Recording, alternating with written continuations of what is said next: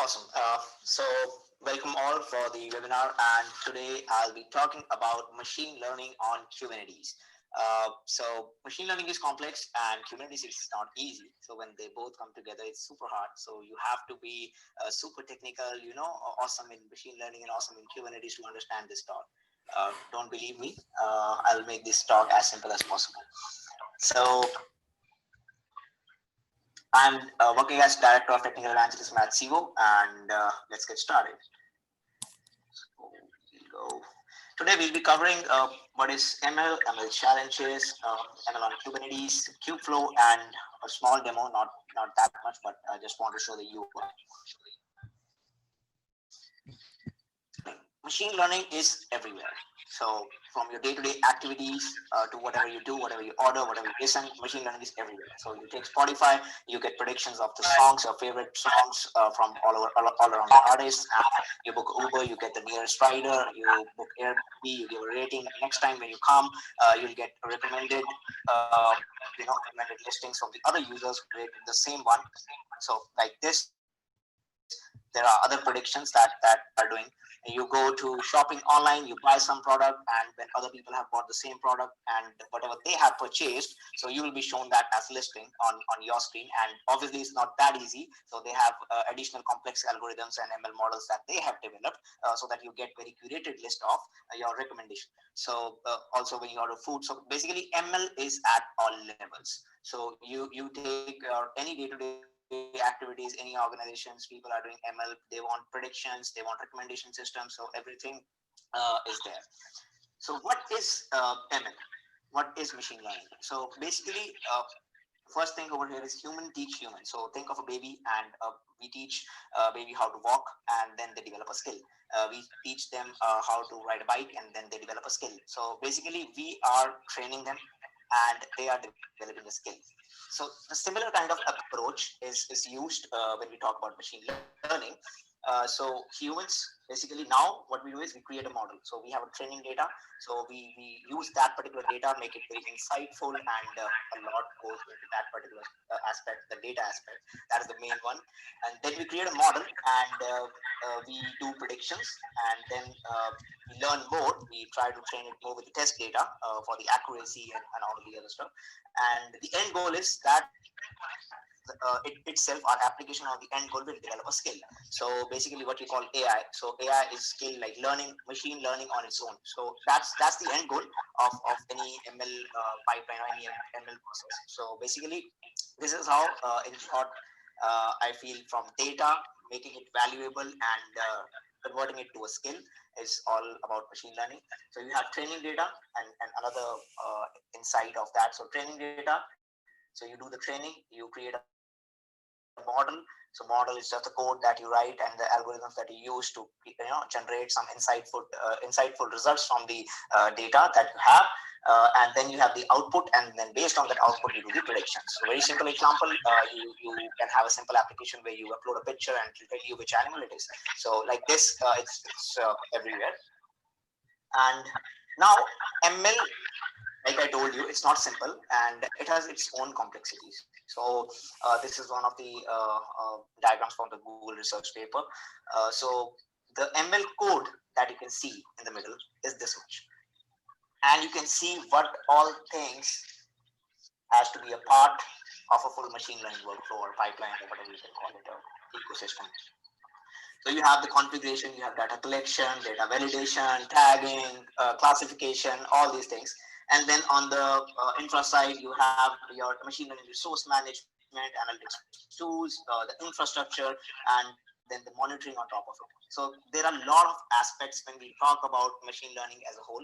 And there's a very small piece over there, which is the ML code that a machine learning engineer will, people will say that, okay, he's developing models. But no, there's a lot of other things that has to be done in order to implement that model and make it work and serve it in production.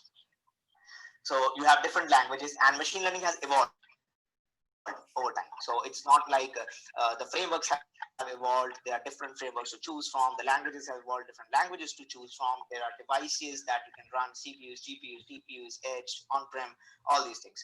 So you have R, Python, Scala, and you can, PyTorch, Scikit-learn, TensorFlow, like I told you, all the devices that you can learn your make use of doing this ML processing, training, serving, and all these things. So now what happens is we should uh, why Kubernetes? So why machine learning on Kubernetes? So we all know, and if you don't know, I'll just brief you about it. So containerization, eases out the process of application dependencies and everything packaged inside single code. You can use different binaries, different versions of an application, and all those. So that's containerization stuff that you can do. And Kubernetes is the orchestrator, and it's having its own set of powerful features. Now, when we talk about ML on Kubernetes, we say that there are basic things that we are looking for, which is composability, portability, and scalability. You must have heard this if you have watched any of the Cubeflow talks. So composability is basically you have the microservices and it very well when you talk about the Kubernetes ecosystem. It's extremely portable because you have the base layer already ready, and you will be able to switch your workload from on-premise to cloud or to from your laptop as well very easily. And then scalability, yes, Kubernetes have scaling capabilities, and whenever you are writing a model and then your training data increases and your model goes into production, then there is a scale that is required, and Kubernetes can handle that very well. And other things like related itself. So auto scaling, resource control, multiple tools like you have monitoring, logging. You can use service mesh. So all these things can takes the advantage. So these are the Kubernetes advantages. So machine learning will be able to use all these advantages very well. Now you have machine learning, now you have the ecosystem, now you have the base layer, the compute layer all set with Kubernetes in place. So okay, I have Kubernetes in place. Now what do I do? Now there are a lot of things apart from it when you talk about ML workflow, when you have to develop, deploy, and manage the model. And that's where Kubeflow comes in. So Kubeflow is something that is built on top of Kubernetes. So anywhere that you can run Kubernetes, you can run Kubeflow. So you have a base layer of Kubernetes, and you have the Kubeflow layer on top of it, which is containerization machine learning ecosystem. So you have everything containerized. It's a containerizing machine learning platform that helps you to develop, deploy, and manage your complete machine learning lifecycle. So there are different aspects to it. You have data validation, you have evaluation, you have model training, you have model serving. You can do all. So it provides you a complete package to do all the machine learning tasks that you need, and it gives you a concise, like it gives you all the frameworks and everything that will go the next. So this is what it looks like. So it's based on operators. So like kubectl is the command when you run all the kubectl things on interacting with the Kubernetes. There is a similar binary called kfctl that you will be using when you want to install Kubeflow on Kubernetes. So with kfctl, you can provide configuration files where you can actually tell whether you want to use PyTorch, whether you want to use TensorFlow. So all these things. So everything is configurable, and whatever you need to choose, you can configure that, and Kubeflow will be already packaged. So you can have PyTorch serving, TensorFlow serving, Silden core, and you can Dockerize it, Dockerize your machine learning workloads, and most importantly, you have a UI. You have Jupyter Notebook integration, which is very good. So because you don't need your laptop anymore, I would believe, if you are just doing very big training. So you will be just having Kubeflow installed on any cloud on Kubernetes infrastructure, which has a huge scale of CPU and GPUs attached to it, and then you will be running your Jupyter Notebook. So it's powered by Jupyter Lab. So Jupyter Notebooks will be there, and you can share it across the teams. You can have different workspaces. So all these things will be there. So you can write the code, your model over there, and test out all the training data from the storages. So storage is also another aspects that Kubernetes can take use of with respect to different cloud vendors. And it's platform agnostic. You can run it on any of the cloud platform. And then you have Kubernetes, and then you have the all the ML tools. So it gives you the extensibility and the power to use any of the ML tools that flexibility. Sorry, any of the ML tools. So you can use any of this like they are mentioned over here.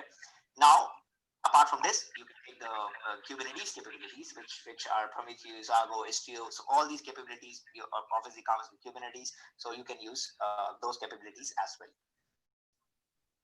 So before this, I would like to show a demo as well, which is, I hope it works. So basically, I have already deployed Cubeflow on CVO managed KPS cluster. So this is a whole Cubeflow running. Though the thing is, like when you deploy Cubeflow, you actually have to deploy YAML file and configure, do some configurations, and it's very important that you understand that. Else, it will not deploy properly. Though you will be running some aspects. Some aspects will be running because it exposes as a service, and you get your istio ingress. So some aspects will be working, but if you do not specify the right parameters, and it won't be a full-fledged working. So make sure you do that, and you can check out all on the documentation. So this is how the Kubeflow UI looks like. You have homepage. Pipelines I'll not touch, because pipelines are something you will hear about more in the next talk. Hey, one question, Kubeflow Namita. pipelines. So notebook Do you hear servers, me? which is very interesting. So this is what I was talking about. You can have a new server, and you can name it test, and you can Hello? choose image already. So there are pre-baked images. You can bring your own image of different flavors, and you can specify the CPU, and you can specify the workspace, add volumes, and also shared memory in GPUs if you want to add. So, and you can click on launch. Behind the scenes, it's actually creating a pod, which you will be seeing over here, and then you can connect this pod, and it will Hey, basically do flow you on hear a me? Jupyter notebook. So it's running, and no healthy upstream. So we'll wait till we Namrata, do you hear me? Namrata Sharma here. Yeah, Chandra, we can hear you. Yeah, just hold on. yeah. Your So question is just hold actually, on. this is the notebook, and I have it. I can create the file. You can see all the things over here, which is very good. Uh, Also, Kubeflow, let me go back to the home. There's CATIPS, which is there for hyperparameter tuning. When you create a machine learning model, you have to, define the accuracy. You have to have the hyperparameter tuning, so that you can define certain parameters, and you have to identify that. Then you can predict the what you call the accuracy, so that you can see how much accurate the model is. And CATIP is there to help you on that. So you define what all the parameters are that I want to tune my model to, and then you can also increase the accuracy of that. So all in all, this is the high level overview of machine learning, why machine learning on Kubernetes, and what Kubeflow is and how it looks like. With this, I think I'm done for this particular talk. So any questions, just let me know in the chat, and with that, I'll hand over to you, Andy.